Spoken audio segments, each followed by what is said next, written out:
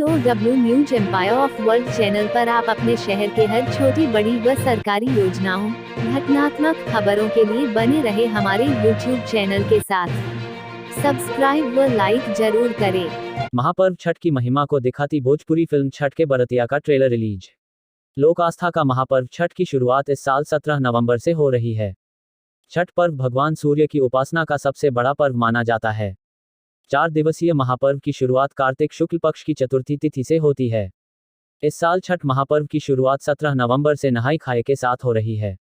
वहीं 20 नवंबर को डूबते सूर्य को अर्घ्य देने के साथ इस पर्व का समापन होगा। इस महापर्व की महिमा को ध्यान में रखते हुए ARK workers channel Ratnakar Kumar प्रस्तुत भोजपुरी फिल्म छठ के बरतिया का धार्मिक और मार्मिक ट्रेलर वर्ल्ड वाइड रिकॉर्ड्स के ऑफिशियल YouTube चैनल से रिलीज किया गया है।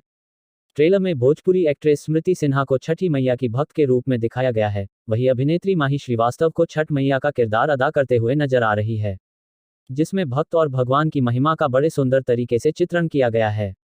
ट्रेलर में सभी कलाकारों ने अपने दम अभिनय से दर्शकों का मन जीत लिया है। उक्त जानकारी PRO रामचंद्र यादव ने दिया।